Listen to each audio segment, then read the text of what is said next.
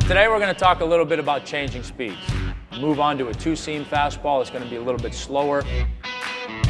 Probably a little bit easier for them to command because of the use of the four seams. There's less movement, there's more backspin. I had the opportunity to play with two of the greatest pitchers in baseball, Greg Maddux and John Smoltz. Try it, practice it. The key is to practice it, become comfortable with it to where you can carry it into a game. Hey everybody, Tom Glavine. Welcome to Club Diamond Nation. Today we're going to talk a little bit about game day preparation. If you're starting pitcher, you're getting ready to pitch, your preparation obviously should start at least the night before your game with a good night rest. You want to feel fresh, you want to feel ready to go. So that's number one. Number two, you certainly want to have something good to eat the day of the game. Myself, I always had a tough time eating the day that I pitched because I was nervous. But I got to the point where I was able to at least force myself to eat a little bit of something decent, so I at least had something in my system that was going to help fuel me through the game. As far as the physical side of the game preparation itself goes, I don't care if you're 8 or 18 years old. There's nothing wrong with having a plan as to how you're going to go about your business when you get ready to walk out in that field and get started to go pitch in the game.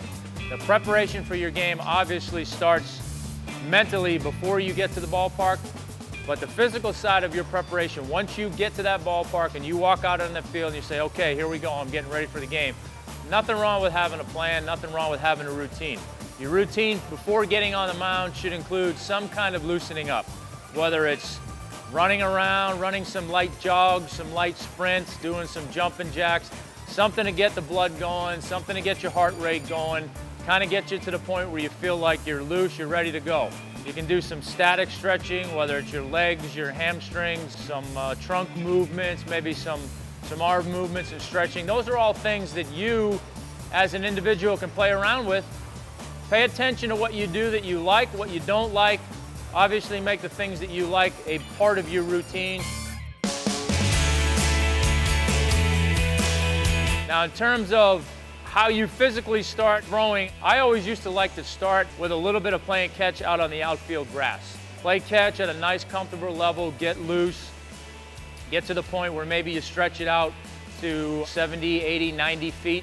I was never a big believer in long toss on the day that I pitched, but I certainly wanted to stretch it a little bit past that 60 feet, 6 inches that I knew I was going to be throwing once I got on the mound, both from the standpoint of stretching me out a little bit, but maybe having a little bit of a gauge to feeling how strong I was feeling on a given day. From there, carry it over to the mound, kind of the same thing. I'd start with a little bit of catch in front of the rubber, gradually back up to the rubber, and then throw a few from behind the rubber. So again, I'm stretching myself out a little bit, getting to that point where once I get on that mound and at 60 feet, 6 inches, I feel like I'm at least ready to start making some pitches. I didn't get on the mound and start throwing as hard as I could right away. It was ease into my pitches, and I kind of sequenced my pitches, work on both sides of the plate with my fastball, bring along my changeup, my breaking balls. And then what I like to do to end it on both the stretch and the windup was simulate a hitter. My last 6 or 8 pitches out of the stretch would be, in my mind, game situations. There's a right-handed hitter in the batter's box.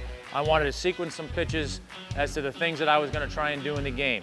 From there, come back to the windup, throw 6 or 8 more pitches out of the windup, maybe against the left-hander this time, go through a sequence of pitches of what I was going to try and do in the game, so that the more I was comfortable in here in doing the things that I knew I was going to want to do in the game, then the easier it was to carry it with me out onto the mound and then start to do those things once the game started.